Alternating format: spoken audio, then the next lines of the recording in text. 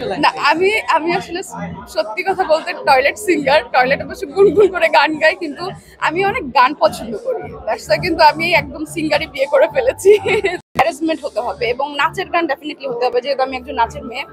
তো আমি চেষ্টা করি সবসময় গানগুলো ওরকম নাচের টিম রেখে কাজ করা এবং বড় প্রোডাকশন নিয়ে কাজ করা। তো বড় প্রোডাকশন ধরতে গেলে যে বাংলাদেশে মানে ম্যাক্সিমাম জায়গাতে আমাদের শুটিং করা শেষ। তো আমরা হুট করে প্ল্যানিং করলাম যে আচ্ছা আমাদের গানগুলো কেন আমরা বাহিরে করি না।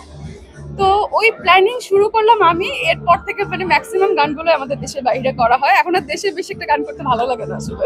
আঁচলের গলায় কখন গান শুনতে? আমি একদমই গান গাইতে পারি না, খুবই বাজে গলা আমার। নো, এটা বলে আমি এখান থেকে এক্ষুনি ভেঙে যাবো। আমি একদমই গান পারি না।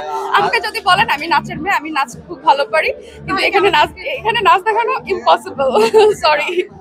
অনেকেই তো প্রায় চেষ্টা চালায় যে গান হয় বা নাচ হয়, ট্রাই করা হয় কি? না আমি আসলে সত্যি কথা বলতে টয়লেট সিঙ্গার, টয়লেটে বসে গুনগুন করে গান গাই, কিন্তু আমি অনেক গান পছন্দ করি। দ্যাটস ওয়াই কিন্তু আমি একদম সিঙ্গারই বিয়ে করে ফেলেছি। তো আমি একদমই গান পারি না। আসলে সিনেমা নিয়ে কি চিন্তা আপনার?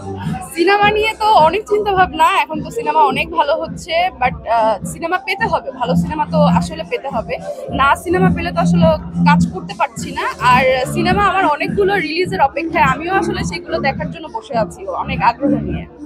আমার ইচ্ছা নেই আমার হাজবেন্ডকে নিয়ে সিনেমা করার, এটা আমার ইচ্ছা নেই, বাট প্রচুর দর্শক বলে এবং আমার কাছের মানুষজন সবাই বলে, ইভেন অনেক প্রডিউসার এসে আমাদের বলে যে তোমরা দুইজন একসাথে সিনেমা করো। কিন্তু আমি সবসময় এটা মনে করি যে যে আমার বাস্তব জীবনের হিরো, তাকে নিয়ে আমি কখনো পর্দায় আসবো না।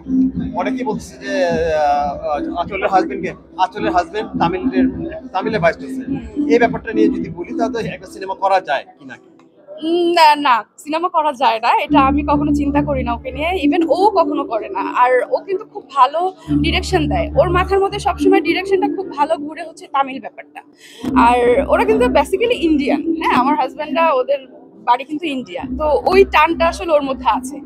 আর ও সবসময় কাজের মধ্যে ব্যস্ত থাকতে পছন্দ করে। ডিরেকশনের দিকটা ও সবসময় মনে করে যে তামিল থেকে কিছু আমাদের মাতাল গানটা আপনারা অবশ্যই দেখেছেন, মাতাল গানের কিন্তু ও তামিল থেকেই করার চেষ্টা করেছে।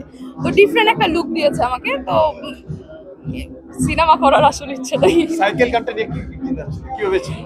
অ্যাকচুয়ালি সাইকেল গানের ট্র্যাকটা আসলে অনেক সুন্দর।